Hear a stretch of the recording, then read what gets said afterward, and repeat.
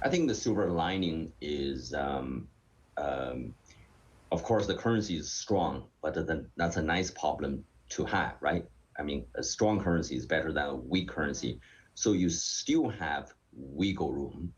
For example, you can adjust exchange rate slightly lower, and the central bank has sent some quite clear signal recently. You don't want to cut interest rate, of course, because housing bubbles.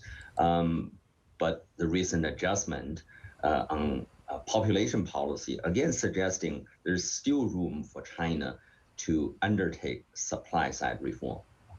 So that's a silver lining.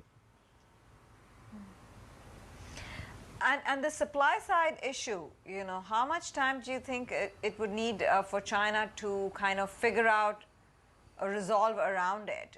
Or do you think that this is going to be an ongoing issue for a while?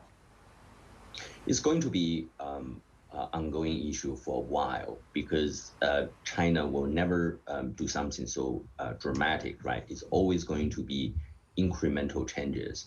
So that's really has been the approach China has taken in past 40 years. So I really do not foresee any drastic changes.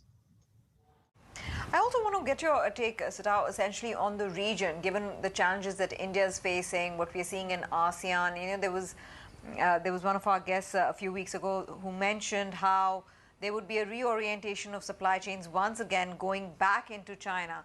Something that played out quite strongly during the Trump era, where you were seeing this diversification into countries like India, Vietnam, ASEAN largely. Do you think China would benefit from such a reorientation?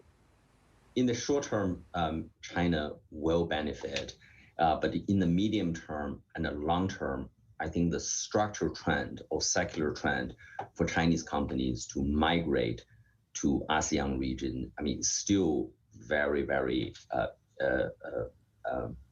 compelling for several reasons.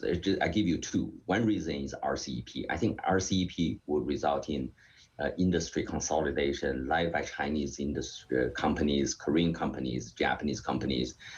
Secondly, because geopolitical tensions between China and the U.S., so I do think Southeast Asia will benefit from that tension.